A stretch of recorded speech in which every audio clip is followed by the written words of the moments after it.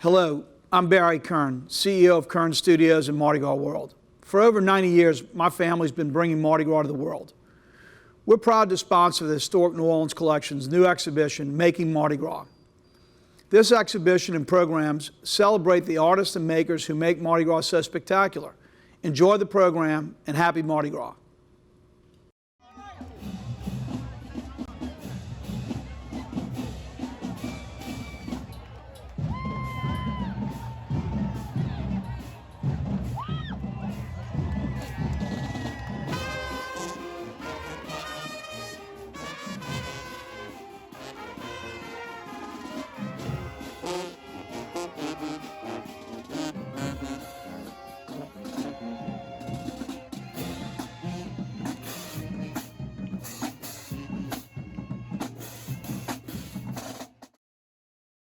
Nothing feels like Mardi Gras quite like a marching band on St. Charles Avenue.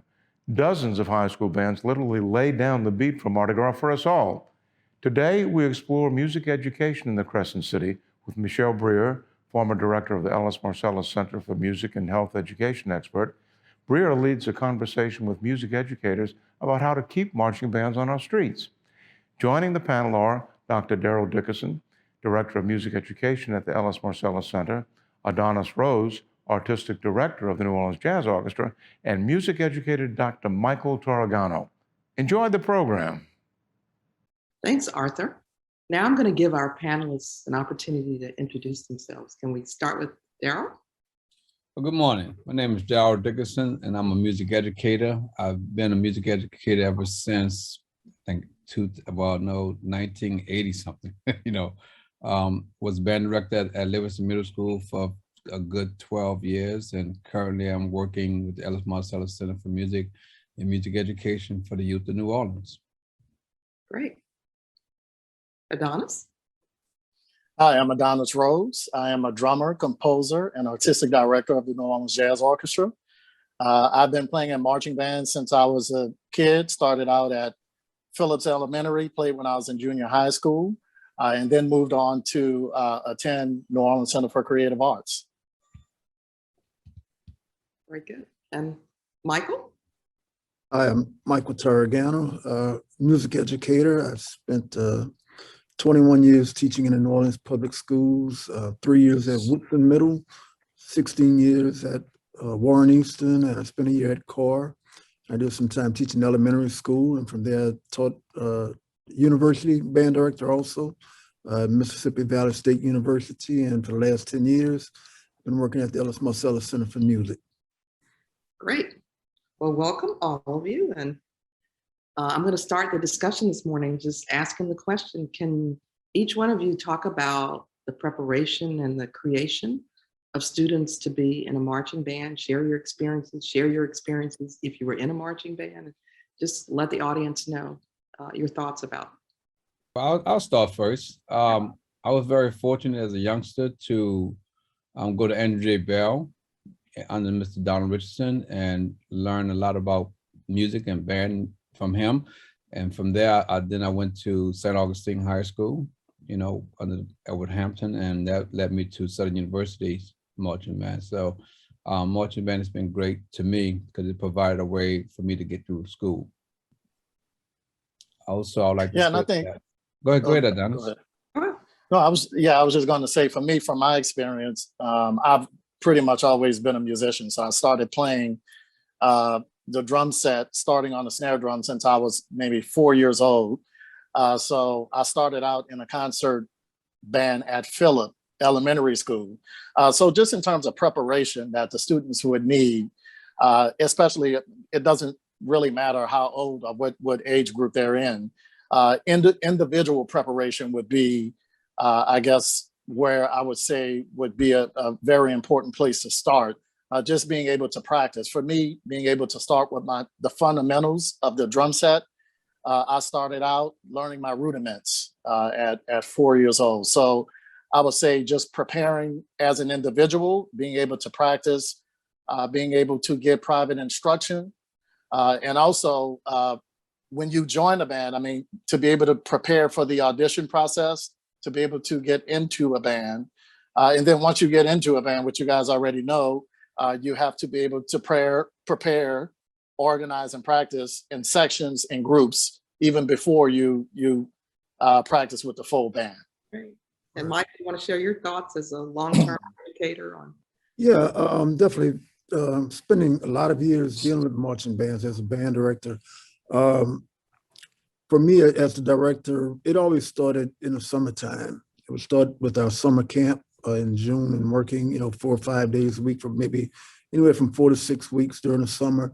And you start your preparation there, teaching kids how to march, teaching them, how to play the songs that you're going to play in the marching band football season, of course, down the closer you get to Mardi Gras. I know right now we're in Mardi Gras season, and a lot of guys put a lot of emphasis on that with marching bands for the parades. And we would always start our preparation for that. I guess I'd probably start later than most people did. I always start maybe about 2 or 3 weeks before the first parade. And there was a lot involved, though. It wasn't just marching and playing, but we dealt with the discipline of what it takes to be in a band. I would spend maybe just a week just working on things like parade reps and attention and just simple commands that we had to deal with to make sure that not only did we look good when we went out in public, we wanted to make sure that our kids stayed safe and also, that if the parade stops for 30 minutes, I didn't have kids running all over the place and something silly happened. So we taught them, how to stay in your ranks, remain at attention, and just a lot of small things, small details that we paid a lot of attention to. So, for my upcoming, though, the preparation of the marching band really started with the concert band. And Adonis was talking about the fundamentals and everything. In junior high school, I think, my instructor, basically, we focused on concert band all the way to December before we even did marching band. Basically, the same thing Mike said, marching band was not that important. Because if you got the kids to work on the fundamentals, like Adonis was saying, in concert music, then marching band music was a piece of cake. And then it comes down to, as Doc was just saying about, parade rest, the discipline, and those type of factors, which shouldn't take that long. But, in the past history of New Orleans, you could tell how good a marching band was based upon if they had a good concert band. Because if you had a good concert band and you had those fundamentals, the marching band was kind of like a secondary thing. Yeah, I remember growing up as a kid and being influenced by watching bands in parades. And like Daryl said, we saw some of the best bands that ever came through the city when we were kids. We came up in a great generation. I mean, you could watch Cohen's band with directed by Solomon Spencer, and Booker T with Mr. Chasseray, and don't even talk about John McDonough with Mr. Harris, Mr. Sanders, and then you see McDonough 35, and of course everybody talks about St. Aug, but we had other great bands besides St. Aug, and like Daryl said, they had good concert bands, and those bands had great discipline. We saw them marching down the street, and they always sounded good and looked good, and that was the thing that I always try to transfer to my programs, not just sounding good, but we had to look good also. Yeah, and I was fortunate to be able to come up and catch the latter part of what you guys caught when you were coming up. So when I came up, it was the same thing. We had the Mac Attack with John Mack. Bell was always great. I mean, half my family went to Bell. My mom, my dad to John Mack. Kennedy was around. They had a great band during that time. 35. Fortier also had a good band during the time when I was coming up. So I had a great time. I also had a full scholarship to go to St. Aug and play in their band, but I also passed my audition to get into NOLA, and at the time you couldn't do both at the same time, right. So I had to make a choice and ended up not going to St. Aug to be able to attend NOLA. But the concert band was great for me as a musician because of those fundamental things. You learn how to read music, you learn how to play in tune.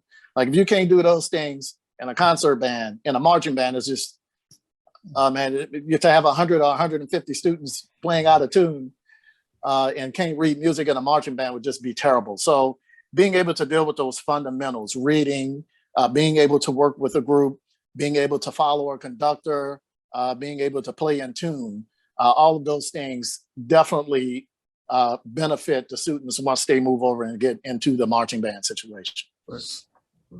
Can we talk a little bit about once a student is in a marching band, what's the pathway forward for a student that's participating? I can speak on my experience and what I've seen in my lifetime. The pathway forward is to basically get yourself a scholarship to go to college.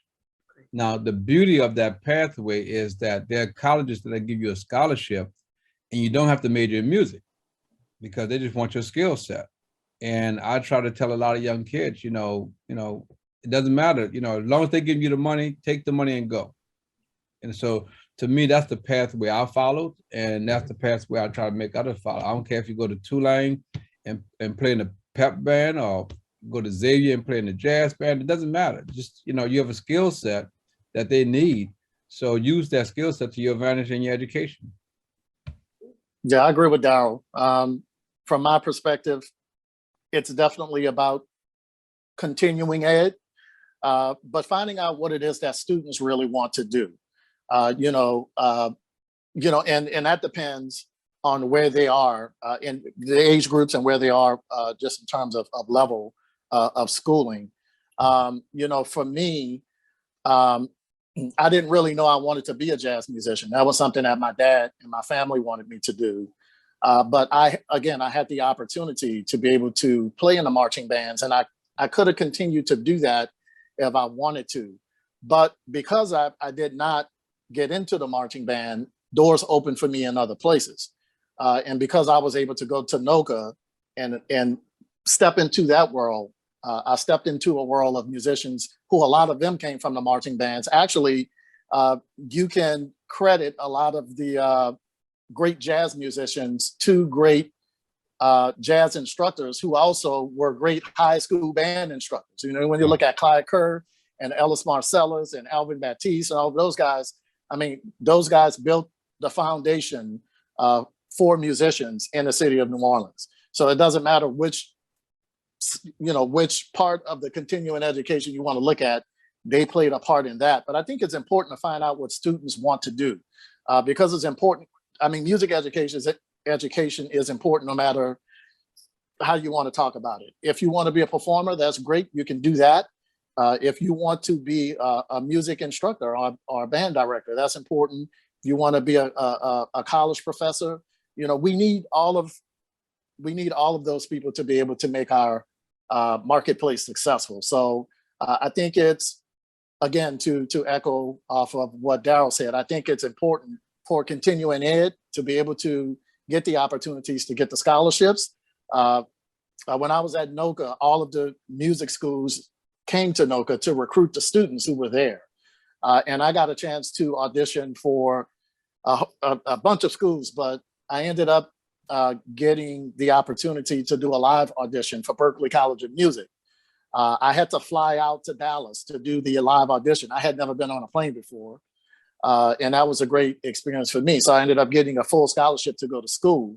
But there are a lot of students who also get the opportunity to move on and to do marching band. So continuing ed and finding out what the students want to do and helping them. Guys like Mike and Daryl, I'm sure you guys have helped really steer a lot of music students into their careers and pathways forward when they weren't really sure what they wanted to do. So you guys would have a lot more information on that than I would, but that's my take on it. I think part of that conversation can also include setting examples for young people, letting them know things that they could do in music. I know when I was a kid, my junior high school band director, Alvin Thomas, he got me interested in writing music at an early age. And you know what he did? He was bringing albums that were hot at the time, and he would come to the band room every day. I remember when Herbie Hancock's Headhunters album was out. Alvin brought that album to school every day, and he was sitting down in front of us in classroom, arranging songs off of that album for us. And I was like, I've never seen anybody write music before and arrange music. So I started asking him questions about that. And he started telling me what he was doing and teaching me about transposition, which I hadn't thought about. I just thought all the instruments were playing, the same notes. I didn't know that they had to transpose. Even though I was playing the B-flat clarinet. So he started showing me those type of things. So that was an influence on me to get me interested in arranging. And the other influence on me happened to be a family influence. My brother played clarinet. And I remember 1972, I was like 12 or 13. He went to Europe with the Olympia Brass Band for like a month-long tour. And when he comes back, he brings back all these pictures where they played for Queen Elizabeth and they went to Germany and all these other places. I'm looking at that, I'm like, I think I want to do this for a living. So it just influenced me to want to perfect my craft. Because I knew by the time I was 13, I knew that I wanted to play music the rest of my life already because of these two people who were influential in my life. And like Adonis said, having people come to your schools and auditions, I always opened my doors when I was a teacher. It didn't matter what university you were from, you could come and audition. And I told the kids to audition for everybody. I'm not steering you to this school or that school. Right. Audition for everybody and see who's going to present the best opportunity for you. Right. Mike, you did a great job. I had the pleasure of attending Warren Easton when you were there and you were the band director. And I saw all of the hard work that you put in with those students on a daily basis. And you always try to get me to come and be a part of what you were doing, which I respect a lot because that's what we're supposed to do. We're supposed to be out here looking for the best talent available to be a part of our programs. Right. But man, you did a great job at Warren Easton. Any chance I could get to come to your rehearsals, practices, I was there. That's true. I remember you coming there, and I appreciate your comments. The only bad thing is that when you were there, it was my early years when I was there. And we hadn't even got the program where I wanted to get it at that time. So you watched this when we were struggling trying to put things together. But a few years after that, we had a pretty nice program. Oh yeah, I kept up with you. I kept up with you, man. I appreciate it. Well, I'm interested in knowing, with all this experience that all three of you have, what are your personal views nowadays on what's going on with marching bands in New Orleans? Well,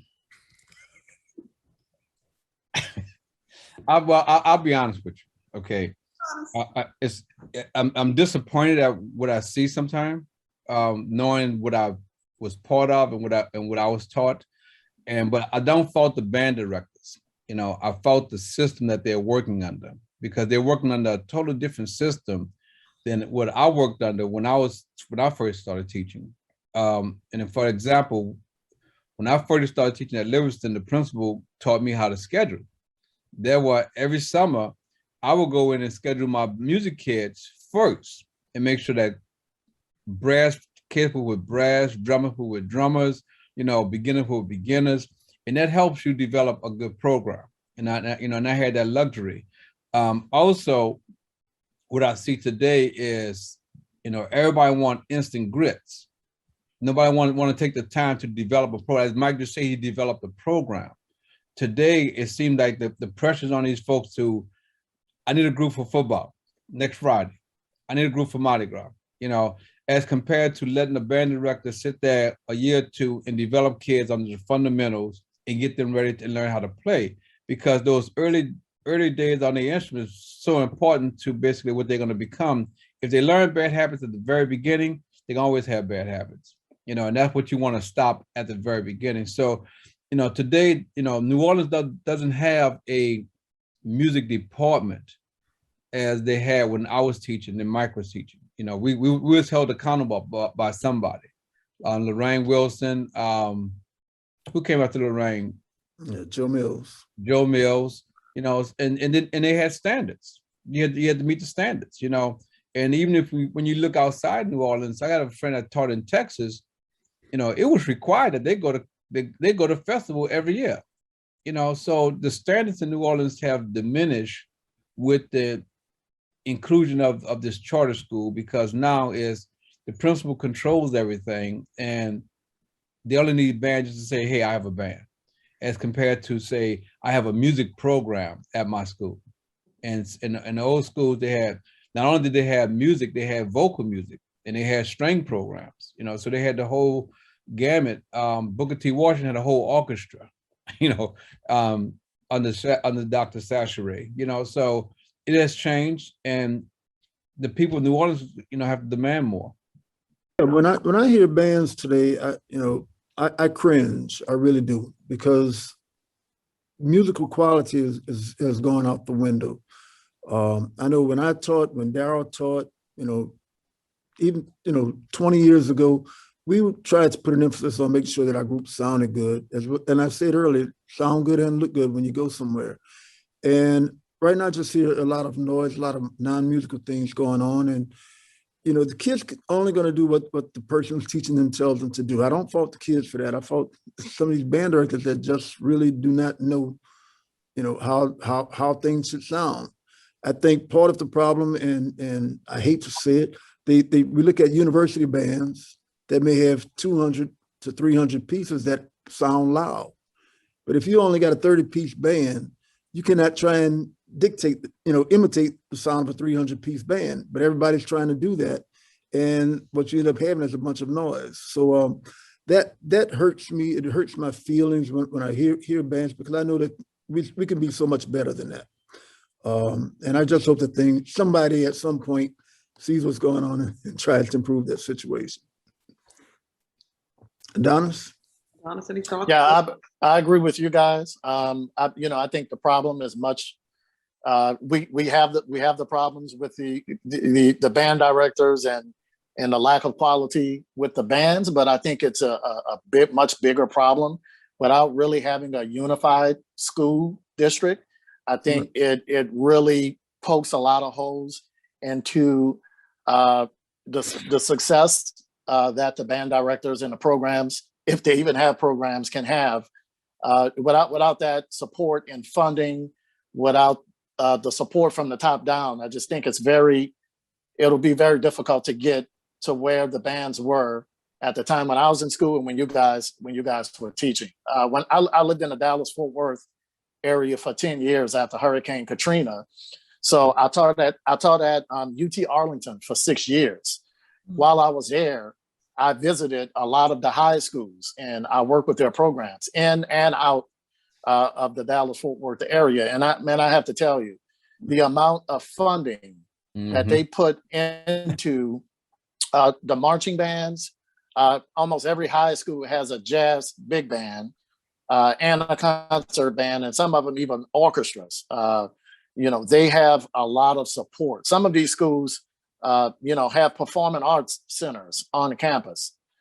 So it's pretty amazing to see the support that they get from the school district. I even started an all-star drum camp in Fort Worth in partnership with the Bass family in Fort Worth. And just the support that I got from them in partnership with the Fort Worth Independent School District was unbelievable. I mean, they donated brand new drums for everybody, cymbals. I mean, we had everything we needed, instructors. I just think a lot of it is a support issue. And with the charter school system, I think it makes it more difficult to have a successful band program. Adonis, I agree with you 100% because when I finished college and my ex-roommate finished, he went to Texas. And he'll call me and say, hey, man, look, they gave me $2,000 just about music. And they gave me, new uniforms. I get new uniforms every 2 or 3 years. And I'm at New Orleans trying to find some duct tape to take the stuff up. Yeah, right, tell right. the truth. Right. And so right. so that system support mechanism you're talking about is so critical. And that's why Texas, I give them credit. They have it down because they give their schools that system support. And again, I told my roommate, I said, well, man, y'all can't complain about going to festival because they give y'all everything you need to go. Right, and New Orleans lost that. And what the scary part for me is, New Orleans public school was vital to the creation of NOLA. All right. And I wonder if NOLA is going to survive, given that New Orleans is not producing the musicianships like we used to produce back in the days. And matter of fact, there's centers like the Ellis Marsalis Center and the jazz camp and all those folks, you know, and they're trying to pick up some of the slack, but there's nothing like having a system that puts out a group of kids every year that knows fundamentals, that can read music, and that has aspirations to go to a higher level. And I think that's what's, you know, on your concept, you know, are we going to try to get another system back where we can build this music program up in New Orleans? Because the way I see it, New Orleans is going to suffer by not having these great musicians that we still enjoy, and by not having a great education like the Alvin Baptiste and Kid Jordan that we, you know, that taught us. So it's a system-wide problem. I'm glad you mentioned that. Well, guys, you shed some really critical light on some issues. So I'm going to give each one of you an opportunity now to talk about what is the call to action? How do we make a change? How do we move forward in a positive direction? What's the message that we've got to communicate to make things different for the future? Well, I think we're touching on it right now. I think we started to move into that conversation already. I think the need for support. I know after Katrina, you know, we really didn't have the population to support the tax base to be able to have a unified school district. So charter schools were the best option at the time. But I do, in my opinion, think we should have went back once people moved back to the city, and we should have established a unified school district. Another thing that I believe that we can do when it comes to the jazz and music programming, at least when it comes to a pathway forward and being able to offer more options for the students, you know, I think that we are not recruiting from the same places that we recruited from a long time ago, which we are all products of. You know, I'm products of the marching bands. I mean, I played in brass bands. I mean, when you look at Peyton Trump, Shorty, Christian Scott, it doesn't really matter who you take a look at when you look at the great New Orleans talent and musicians, people who came out of New Orleans. You can trace it back to the marching bands in some type of way. I don't really think the programs now are really out recruiting students in band. I think the audition requirements are very, very complicated and intense. They're too intense for students who don't really have access to private lessons. But I think there are a few places where we can improve. One, trying to get a unified school district, which would help with support, where we could have stronger band programs that would support better musicianship. And with that, we can look into the schools that we currently have and try to see how we can change where they recruit and their audition processes. Daryl and Mike, your thoughts on call to action? Our next step? Yeah, I think, we live in New Orleans, and people that aren't from here, they always look at us and look at our music and say, it's so great. And it's a place where jazz started and Louis Armstrong and all of that. But, like the old saying, it's the city that care forgot. It's more of the city that forgot to care about the music. And just as Adonis said and Daryl said, we have to start making an investment in music education in this city. We have to set some standards. We need funding. We just have to come up with a direction and decide, how do we keep the music that was formed and how do we keep it going? Because what I see now is I don't see it improving from people that are from this city. Now you get people that come in here and they learn what we do and kind of take it over and take it away from us, and we lose our culture that way. But we have to continue to build this from within, from people that are born here, and we have to provide them with opportunities. You have to provide them with funding, and we have to provide them with some direction. Because the great teachers that we had, the Alvin Baptiste, the Clyde Kerrs, the Kid Jordans, they're fading away. Some of them have already passed away. Ellis Marsalis, they're no longer with us. Who's going to take the torch right now? I don't see it. Daryl? Well, change happened in two ways, either from the top down or from the bottom up. Right now, we lack leadership at the top that understands music education, that understands the city, that understands the historical value that New Orleans placed on music. and the historical content that music has done for the city of New Orleans. You know, so we have to look at who are we electing to these higher positions, and why isn't music a priority in a city like New Orleans? Secondly, from the bottom up, you know, parents have to get more involved in the educational process as well, and demand that their kids have. Why does a kid have to go 20 miles from home just to take music? You know, why can't the school that's right around the corner give him music? You know, and that's just holding people accountable. You can't tell me that you can't find a good music teacher to go to that kid's school. There are great music teachers in this city all along. So it's about holding people accountable. It's our tax dollars, and we need to have a bigger say on how you're going to spend our money for our kids and for our future. And until New Orleans understands this one simple concept that it doesn't have an adult problem, it has a youth problem. And that concept that goes back to in our days in school, you know, you had so many marching bands and so many auxiliary groups, you know, a lot of us didn't have time to get in trouble. You know, now it's like these guys are struggling, trying to do something, and as Adonis said, with no support.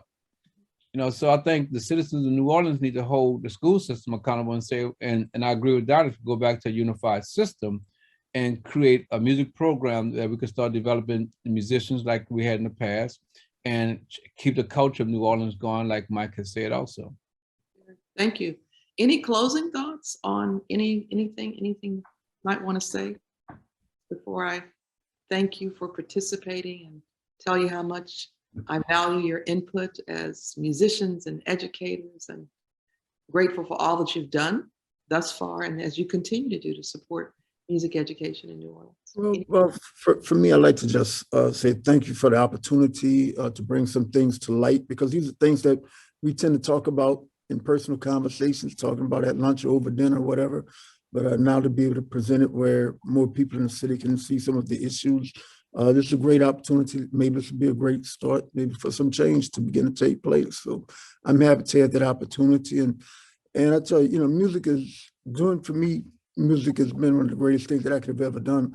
I don't know if I could have chosen another major in college. I tried my best to major in something other than music. I came back to it because I experimented with that other stuff and I didn't have any love for it. So I love music. I just want to see kids continue to develop, continue to grow, and enjoy the same things that I've enjoyed. Good. All right. So when I call you all to go talk to the leadership, you'll be ready. I love it. Thank you so much for participating. And thanks to the Historic New Orleans Collection for giving us this opportunity to talk about all these issues. Thank you. Thank you. Thanks for having me. All right.